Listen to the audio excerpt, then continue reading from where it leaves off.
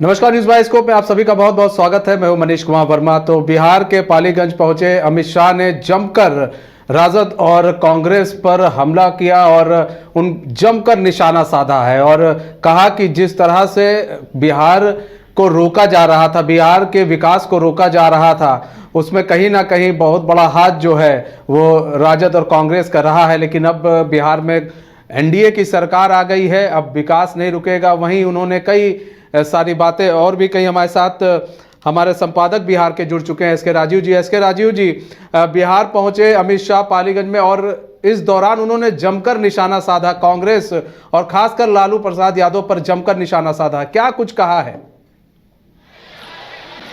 देखिए मनीष जी, यही वो जगह है जहां अब से चंद मिनट पहले ये पूरा जो इलाका है, आपको पूरा कुर्सी जो पूरी भरी हुई थी और पीछे आपको एक ह्यूज क्राउड यहां पर दिख रही थी और अमित शाह का जो हेलीकॉप्टर जो चॉपर है उनका अब यहां से वो टेक ऑफ लेने वाला है। यानी कि अमित शाह अब वहां बैठ चुके हैं हेलीकॉप्टर में और मैं सामने देख पा रहा हूं कि हेलीकॉप्टर अब उड़ने की स्थिति में है। लेकिन भारी भीड़ थी। अभी यहाँ पर कई ऐसे भी लोग हैं, कई ऐसे भी चेहरे हैं जो अपने कई मांगों को लेकर के यहाँ अमित शाह के पास आए थे। हालांकि पुलिस जो है वो उनको सामने तक नहीं जाने दी। उसके बाद वो लोग यहाँ पर प्रदर्शन कर रहे हैं अपनी मांगों को लेकर के कि मोदी की जो गारंटी है वो गारंटी पूरी तरीके से फुलफिल नहीं हो रही है।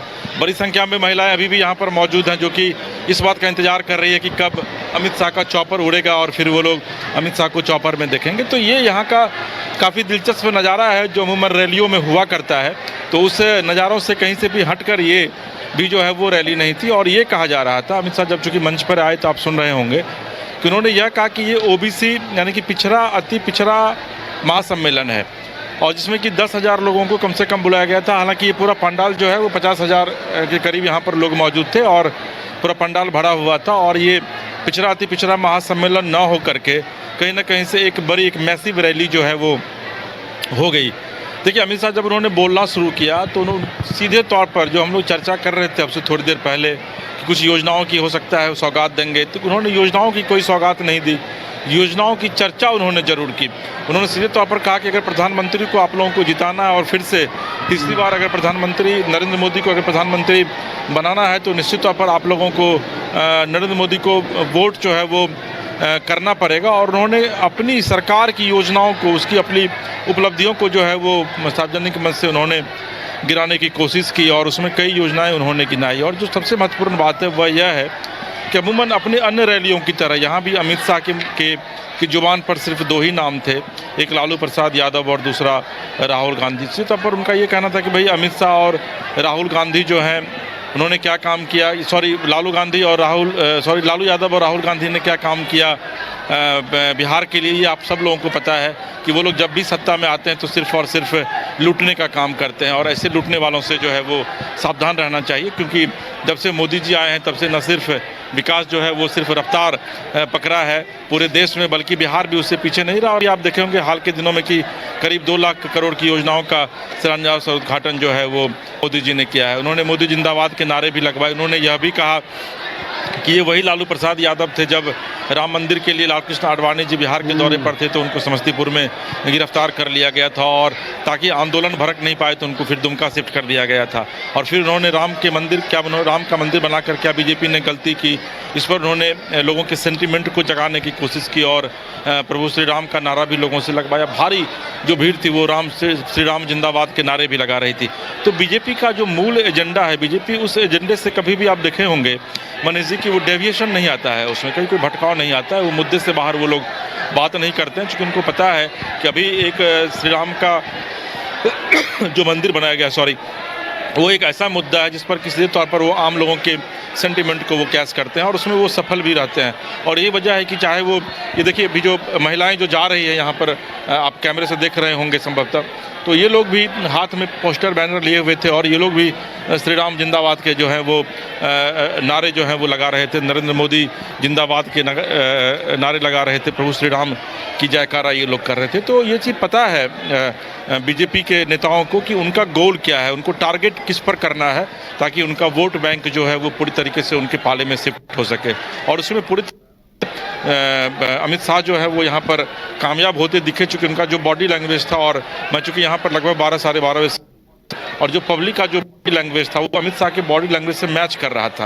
यानी कि अमित शाह जो चीज़ बोल रहे थे उस पर हाथ उठाकर जिंदाबाद के नारे लगाना, जयकारा करना, यह बता रहा था कि कहीं ना कहीं से जो लोग हैं वो बीजेपी के समर्थन में हैं। और यही चीज़ अमित शाह या फिर जो बीजेपी के प्रधानमंत्री एनडीए के जो लीडर हैं नरेंद्र मोदी, वो भी ये चीज़ चाहते हैं और इसमें कहीं ना कहीं से उनको सफलता मिल रही है। तो ये एक बड़ा अद्भुत नज़ारा जो है वो इस पालीगंज के कृषि ग्राउंड पर देखने को मिला जब अमित शाह मंच से कार्यकर्ताओं को या फिर एक पब्लिक रैली को संबोधित कर रहे थे। जी मनीष जी।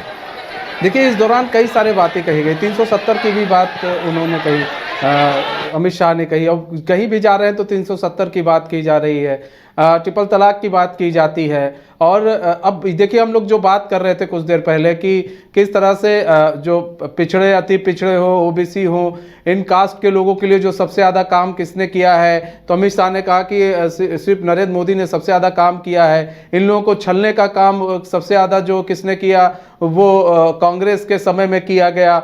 उन्होंने कई ऐसी सारी बातें भी कही। तो कहीं ना कहीं जो पूरे कास्ट को भी एक साधने की कोशिश की गई है, पिछड़ा एसटी एससी कास्ट हो चाहे ओबीसी कास्ट हो, इसे साधने की कोशिश की गई ताकि ये भी बताने की कोशिश की गई कि देखिए हम आपके लिए क्या क्या काम कर रहे हैं।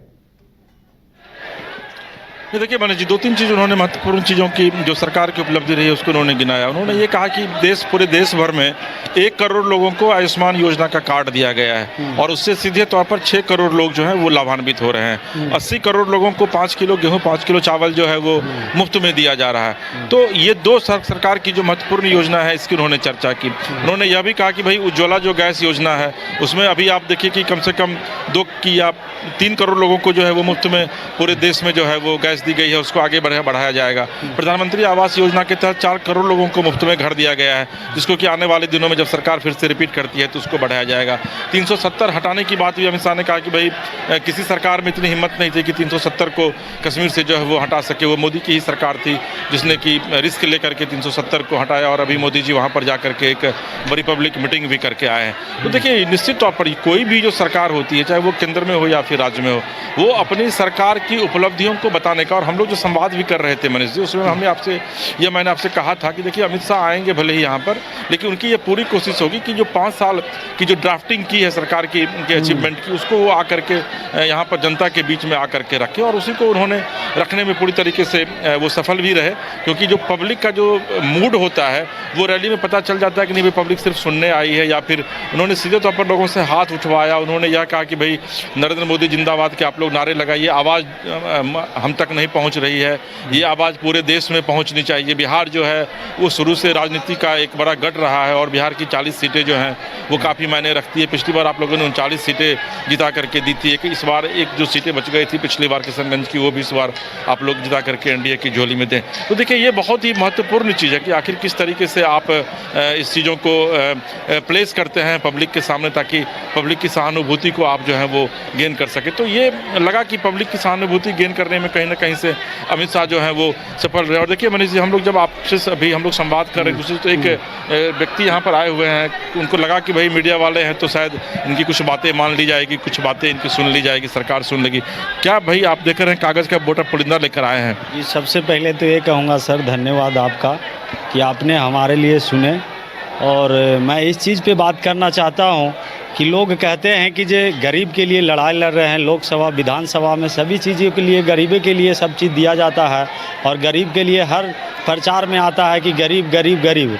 हम सर एक पिछला वर्ग से आते हैं। मेरा नाम जितेंद्र पासवान हुआ, मेरा ग्राम दत्तमय हुआ। जितेंद्र जी, आप इस पिछड़ा महासम्मेलन में भाग लेने के लिए आए हुए थे या फिर आप यहाँ अपनी बात रखने आए थे? जी, बात रखने के लिए, एक आवेदन के लिए आए थे सर। हमारा समस्या ये है सर जी कि हमने गुजरात में काम किए थे, हम गरीब परिवार से। आपने अपनी बातों को रखा यहाँ पर, किसके सामने रखा आपने? हमने सभी जगह रखे सर, जितने ऑफिसर थे, जितने कार्यकर्ता थे, उन सभी जगह हमने बात को रखे, लेकिन हमारी बात को इग्नोर किया गया और उसमें ये रखा गया किसी प्रकार का हमको जैसे कि किसी तरह से सहयोग नहीं मिली। और हम लाचार होकर के आपके पास हम आए थे कि हमारा एक तो कम से कम सुनेंगे कि हम भी हैं भारत के रहने वाले, एक बिहार से हैं, और हमको ये भी इच्छा था। हम तो आपकी ही बात सुनने के लिए आए हैं। तो समस्या क्या है? आप मतलब कहाँ गए जो आपको इंसाफ नहीं मिला आज तक, जो आप यहाँ आए? चूँकि आपको तो पता है ना कि ये रैली है, तो यहाँ पर तो अमित साहब की बात सुनेंगे नहीं। जी सर, ये सभी पाता था, लेकिन मैंने श्रम विभाग में भी आवेदन दिए थे, हमको वहाँ पे भी बुलाया गया था। उसके बाद लोक शिकायत भी किए, वहाँ पे भी मुझे बुलाया गया। उसके बाद में राम कृपाल जी के पास भी दिए आवेदन, उनके पास भी आवेदन पड़े हुए हैं। उसके बाद में राजपाल जी को जो भी दिए हैं आवेदन, वो भी ऐसा ही पड़े हुए हैं। खाली लोग यही बोलते हैं, हमसे यही बोला जाता है कि जितेंद्र जी थोड़ा दिन और रुकिए, हम आपका जो समस्या है उसका समाधान कर लेते हैं। मनीष जी, लोकतंत्र में क्या है कि ये पिछड़ा अति पिछड़ा महासम्मेलन बुलाया गया है। जितेंद्र जी जाति से पासवान हैं, अति पिछड़ी जाति से हैं, और ये अपनी समस्याओं को लेकर डोर टू डोर जा रहे हैं, लेकिन इनकी समस्याओं को सुनने वाला कोई नहीं। और भी कुछ लोग हमारे साथ हैं। आप क्या है ये देखिए, सहारा से भुगतान नहीं तो 2024 में मतदान नहीं, एक ही मांग एक ही नारा, सहारा या सरकार भुगतान करो हमारा। देखिए ये भी बड़ी विडंबना है। आपको याद होगा कि विधिवत अमित शाह ने ही सहारा को लेकर के कहा था कि भाई आप लोगों को 10,000 रुपये तत्काल भुगतान करवाया जाएगा, लेकिन मुझे लगता है कि लोगों की बातें भी अभी मांगे नहीं मानी गई हैं, या फिर अमित शाह ने जो कोऑपरेटिव को दिया था वो बातें अभी तक एग्जीक्यूशन उसका नहीं हो पाया है। कहाँ आप आए हुए थे? आए थे अमित शाह को दिखाने कि वो पोर्टल बोले थे कि पोर्टल से के माध्यम से पैसा मिल जाए, लेकिन किसी को पैसा नहीं मिला। हम सहारा इंडिया के जमा करता हैं, हमारे घर पर डेली 10-20 आदमी आते हैं, लोग गाली गलौज करते हैं, मारपीट करते हैं, जान के भी खतरा है। और ये खाली बुड़बक बना रहे, किसी को पेमेंट नहीं हुआ है। पोर्टल से पेमेंट नहीं हो रहा है? नहीं, एक भी आदमी की पेमेंट नहीं। जी आप कहाँ आए हुए? हम भी यही आए थे अमित शाह जी से कि हम लोग का रुपया जो जमा हुआ है वो मिलना चाहिए, लेकिन ये पोर्टल चालू किए हैं, इसमें बड़ी त्रुटि है। लगता है कि पोर्टल 4 महीना लगभग हो गया है। 6 महीना से ज़्यादा हो गया। 6 महीना ज़्यादा हो जी। और क्या देखिए मनीष जी, ये जो कागज़ पे लिखी हुई कुछ पंक्तियां हैं, ये पंक्तियां हमारे और आपके लिए हो सकता है कि पंक्तियां हों, लेकिन ये जो यहाँ पर लोग हैं, इन लोगों का इसमें लाखों हज़ारों रुपये जमा है, जो कि पेट काट करके ये लोग जमा करते थे। और आपको भी याद होगा कि अमित शाह ने विधिवत एक पोर्टल लॉन्च किया था, और मुझे भी याद है कि आज से 5-6 महीने पहले, और ये कहा गया था कि जो भी पीड़ित हैं, जिनका कि नॉन बैंकिंग में पैसा जमा है, उनको जो है वो उस पोर्टल के माध्यम से भुगतान कर दिया जाएगा। लेकिन जो यहाँ पर लोग मौजूद हैं, इनका ये कहना है कि भाई पोर्टल से अभी तक इनको भुगतान नहीं किया गया है। और आश्चर्य ये है कि यहाँ पर पिछड़ा अति पिछड़ा महासम्मेलन बीजेपी बुला रही है, और उसके बाद पिछड़े समाज के लोगों की यह स्थिति है। तो अंदाजा आप लगाइए फिर लोग जो है वो इंसाफ मांगने के लिए आखिर कहाँ जाएं।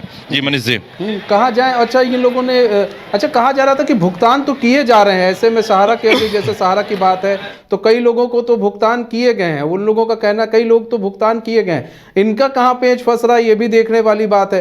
और दूसरी चीज़ ये है कि जो ये आपके पीछे जो लोग खड़े हैं, जो पीड़ित हैं किसी ना किसी तरह से, तो इनका पेच कहाँ फंस रहा है? भुगतान क्यों नहीं हो रहा है? कुछ अधिकारी कुछ बता रहे हैं? क्योंकि ये तो कहा जा रहा था कि भुगतान हो रहा है जो सहारा में जिसका पैसा फंसा था। देखिए ये भुगतान तो इसमें बहुत जगह लोगों को किया भी गया है इस पोर्टल के माध्यम से, तो आप लोगों का मामला कहाँ फंसा है? हम लोग अब किए हैं और मैसेज आया कि त्रुटि, या हम लोग जा रहे हैं आती जब कल ने तो कल है कि नहीं हम कर दिए हैं पोर्टल पर, अब कुछ त्रुटि की क्या पता नहीं चल रहा है। अच्छा, आप लोगों को कहा जा रहा है कि पेमेंट आप लोगों का हो गया है, लेकिन आप लोगों का पेमेंट हुआ नहीं है, कुछ भी नहीं हुआ है। आपका मामला क्या फंसा है? दिखा रहा हूँ सर, सहारा इंडिया से पेमेंट नहीं मिला सर। सहारा इंडिया मेरा 2.5 लाख जमा है, प्लस में जमा करता है। गांव घर के लोग आते हैं कि बेटे की बियाह है, ये माता जी मर गए, पैसा दो। हमारे पास रहने के लिए सिर्फ घर है, ये कहाँ से पैसा उसको दें? अन्यथा जान देना पड़ेगा। हमारा भी 2 लड़का 1 लड़की है, और वो सबके चलते जिंदा है। तो लगता है कि कब गांव छोड़ के भाग जाए या जहर खा के मर जाए। देखिए इन लोगों का ये कहना है मनीष जी कि भाई जो पोर्टल के पास जब ये लोग जाते हैं वहाँ अधिकारी के पास, तो कहते हैं कि नहीं आपका पेमेंट का भुगतान जो है वो हो चुका है, जबकि इन लोगों का भुगतान नहीं हुआ है। और आप इन लोगों को देखने से भी आप लोग को इस बात का एहसास हो रहा होगा, क्योंकि आप बहुत दूर वहाँ बैठे हुए हैं, कि वाकई में ये लोग गरीब हैं और ये लोग किसी भी तरीके से अपना इन लोगों ने पैसा जमा किया था सहारा में। और देखिए कि ये लोग दिखा भी रहे हैं मनीष जी, चाहेंगे कि हीरा जो है इसको जूम करके दिखाए कि देखिए क्लेम जो है ऑब्वियसली इसमें क्लेम जो है इसमें दिखाया गया है सेटलमेंट के लिए, लेकिन उसके बावजूद इन लोगों का क्लेम जो है वो सेटलमेंट हो नहीं पा रहा है। और जो जिस पोर्टल को लॉन्च देश के गृह मंत्री अमित शाह ने किया था, वो पोर्टल जो है वो सिर्फ दिखावे का पोर्टल जो है वो रह गया है। तो कहीं ना कहीं से जो सबसे महत्वपूर्ण बात है, जबकि एक और जानकारी मैं आपको दे दूं कि सहारा का जितना पैसा जमा है रिजर्व बैंक के पास, या फिर जिसको सेबी ने रोक रखा है, उससे कई गुना ज़्यादा उसका इंटरेस्ट हो गया है। तो ऐसी स्थिति में जब आखिर सरकार की तरफ से पोर्टल बनाया गया कि भाई जो भी गरीब लोग हैं उनका भुगतान उसके माध्यम से किया जाएगा, या फिर जो अमीर लोग भी जिन्होंने उसमें पैसा इन्वेस्ट कर रखा है, तो फिर ऐसी क्या स्थिति आ रही है कि पैसा लोग लोगों को पेमेंट नहीं हो पा रहा है। अगर वाकई में ये स्थिति है तो फिर सरकार इस पर आखिर ध्यान क्यों नहीं दे पा रही है, ये निश्चित तौर पर एक बड़ा सवाल है। नहीं, बड़ा सवाल है। तो इसमें अभी जैसे ये लोग आए थे, कुछ बैनर लेकर आए थे, अपनी समस्या लेकर आए थे, तो क्या रैली के माध्यम से क्या उनकी समस्या दूर हो सकती थी? जिला अधिकारी से भी तो मिल सकते थे, जो जिले के अधिकारी हैं वो इनको शायद ज़्यादा बेहतर बताते। अभी रैली में आए तो रैली में अमित शाह कहाँ मिल पाएंगे किसी से, या किसी की अगर जान लीजिए मिल भी लेते तो शायद इनका एक पर्चा लेते, रख लेते, उसके बाद भी कुछ ना होता। तो ऐसे में जिला अधिकारी से अगर इन लोगों ने मुलाकात की है तो जिला अधिकारी ने क्या कुछ कहा? अगर बड़े वरीय अधिकारी हैं, जो जिम्मेदार अधिकारी हैं, अगर उनसे मिले तो शायद इनका काम भी हो जाए। नहीं, देखिए मनीष जी, लोकतंत्र की एक बड़ी खूबसूरती है कि लोकतंत्र में जो अभी अमित शाह देश के गृह मंत्री हैं, कितना हाई प्रोफाइल सिक्योरिटी है कि वहाँ पर आम क्या खास लोग भी नहीं पहुँच पाते हैं, जिनको पास हम लोग को भी विधिवत पास इशू किया गया, उसके बाद ही हम लोग वहाँ तक पहुँचे थे। तो ये लोकतंत्र की एक खूबसूरती है कि एक आपके बीच से चुना हुआ व्यक्ति जो है उतनी ऊंचाई पर पहुंचता है। लेकिन लोकतंत्र की एक बदसूरती भी यह है कि जिस व्यक्ति को आप चुन करके उतनी ऊंचाई पर पहुंचाते हैं, फिर वहाँ तक आप इंसाफ मांगने के लिए नहीं पहुंच पाते हैं। और बिहार जैसे प्रदेश में, हालांकि पूरे देश में जो रेड टेपिज्म, लाल फीताशाही है, वो इतने चरम पर है कि आप चाह करके भी IAS अधिकारी से या IPS अधिकारी से आप मिल नहीं पाते हैं। बिहार राजधानी पटना की यह स्थिति कि वहाँ पर अगर आप मंत्री से मिलने के लिए जाइए तो उनके पास वक्त नहीं है कि वो आपकी बातों को ध्यान से सुन पाएंगे। लिहाजा आम जनता को यह लगता है कि एक रैली एक ऐसा जरिया है जहां पर जब वो जाएंगे, हाथ में बैनर पोस्टर लेकर दिखाएंगे, तो हो सकता है कि जो बड़े नेता उनके हैं, या गृह मंत्री हैं, या फिर उप मुख्यमंत्री यहाँ मौजूद थे, दो कई मंत्री भी यहाँ मौजूद थे, तो उनकी नज़र अगर उस पर पड़ गई तो हो सकता है कि उनकी समस्याओं का समाधान हो जाए। लेकिन यहाँ पर जब तक अमित शाह यहाँ मौजूद थे तब तक संभवतः पुलिस ने लोगों को पीछे रोक रखा था, क्योंकि ये लोग आगे नहीं पहुँच पाए थे जो अमित शाह को ये लोग बैनर दिखाते। अगर बैनर दिखा पाते तो हो सकता है कि चूंकि चुनाव का वक्त है, गृह मंत्री कुछ कॉग्निजेंस भी लेते और हो सकता है कि इनकी समस्याओं का समाधान भी होता है। लेकिन जब अमित शाह यहाँ मंच से उतर गए और जब भीड़ जाने लगी, उसके बाद ये लोग आए और तब तक कहानी जो है वो लगभग खत्म हो चुकी थी। तो देखिए, यही दुर्भाग्य है इस लोकतंत्र का, और यही वजह है कि पिछले 75 साल से जो भी सरकारें इस देश में आती है शासन करने के लिए, वो सिर्फ एक ही नारा देती है कि हम गरीबी दूर करेंगे, लेकिन उसके बावजूद 75 साल में न तो देश में गरीबी दूर हो पाई और न ही गरीबों की समस्याओं का समाधान हो पाया। सही बात है। और देखिए, यहाँ पर एक चीज़ और भी है, भ्रष्टाचार की बात की गई। कहा गया भ्रष्टाचार जो करेगा उसको जेल भेजा जाएगा, भ्रष्टाचारियों को छोड़ा नहीं जाएगा। भ्रष्टाचार सिर्फ नेता ही नहीं कर रहे हैं, भ्रष्टाचार तो नीचे भी हो रहा है, उस पर भी तो लगाम लगाने की ज़रूरत है। अगर उस पर लगाम लग जाएगी तो ऐसे लोग जो आज बैनर पोस्टर लिए आपके पीछे खड़े हुए हैं, इसके राजीव जी, वो शायद बैनर पोस्टर ना दिखे और इनका काम भी हो जाए बड़े आसानी से। नहीं, देखिए, सिस्टम जो है वो पूरे तरीके से आप देखेंगे कि मैं थोड़ा सा आपको अतीत में लेकर चलना चाहता हूँ कि 1990 से 2005 तक जब बिहार में लालू प्रसाद यादव की सरकार हुआ करती थी तो उस समय गरीबों की सुनी जाती थी। नीतीश कुमार जब सत्ता में आए तो उसके बाद ब्यूरोक्रेसी जो है वो बेलगाम हो गई, क्योंकि आपको काम करवाना है, आपको डेवलप करना है स्टेट को। इसमें कहीं से कोई दो मत नहीं है कि इसी पालीगंज आने में नीतीश कुमार के शासनकाल में 50 किलोमीटर का सफर तय करने में 5 घंटे लगते थे, और अभी मुश्किल से 40 मिनट में हम लोग पटना से यहाँ पहुँच गए हैं। लेकिन ब्यूरोक्रेसी पूरी तरीके से बेलगाम हो गई है, इतनी बेलगाम हो गई है कि आप अंदाजा लगाइए कि आज से कुछ दिन पहले जब विधानसभा में नीतीश कुमार ने विधिवत स्कूल की टाइमिंग को लेकर के कहा कि भाई टाइमिंग इसका चेंज किया जाना चाहिए और उसको 10 से 4 कीजिए, तो उस नीतीश कुमार के आदेश तक को के पाठक ने मानने से इनकार कर दिया। जबकि के पाठक जैसे कई अधिकारी जो हैं वो उनके नीचे रहते हैं और उनकी इतनी क्षमता नहीं है कि वो मुख्यमंत्री के आदेश की अवहेलना कर दे।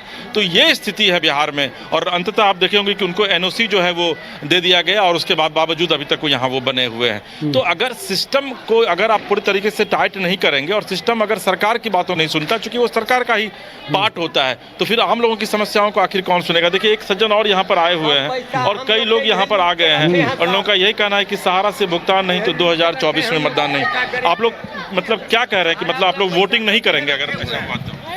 तत्काल व्यवस्था तो यही है कि हम लोग इनके विरोध में वोट करेंगे। हम लोग 12 करोड़ जमा करता है, 13 लाख कर्ज करता है, कार्यकर्ता के रोटी रोजी पे आ गया है। आज बहुत त्राहिमाम से जीवन जी रहे हैं। ये कहते हैं कि देश का GDP बहुत अच्छा हो रहा है, ऐसे GDP का लेकर हम क्या करेंगे? हम लोग तो चले गए 50वें नंबर पे, हम लोग का GDP कहाँ चला गया?